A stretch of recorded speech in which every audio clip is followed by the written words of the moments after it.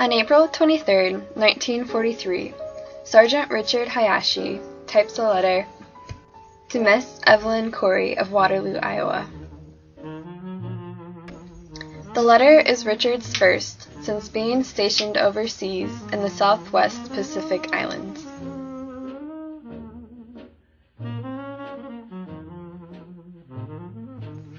At first, the letter seems to be solely to reassure Evelyn of Richard's well-being and to tell her about any news that he has. He very briefly mentions the soldiers' bouts with seasickness. And instead, he spends more time writing about how much fun the soldiers had during the initiation from pollywogs to shellbacks after crossing the equator. Richard also describes to Evelyn all of the fun things, like movies and boxing matches on the ship, to occupy their minds.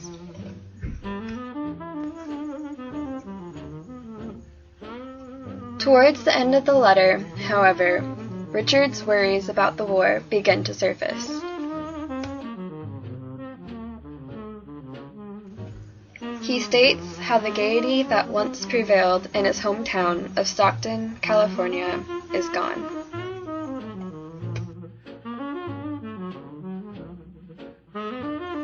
He also expresses his exasperation at how the females have already taken over many of the jobs.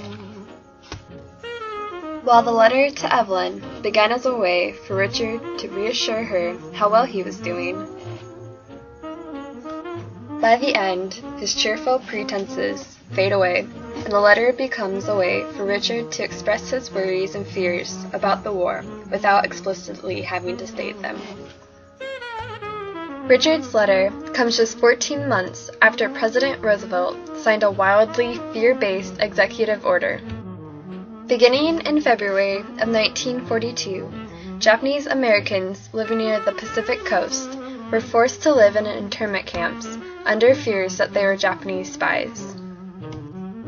Richard's last name, Hayashi, is of Japanese descent, and thanks to the information provided by Richard's daughter, Jeannie, we learned that Richard, in fact, had family in one of these internment camps in Arkansas.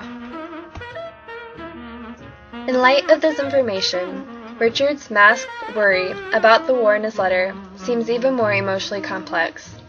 Like many other Japanese American soldiers drafted to fight for a country who treated members of their community so poorly, confliction and anger were probably weighing heavily on Richard's mind as he was shipped across the equator.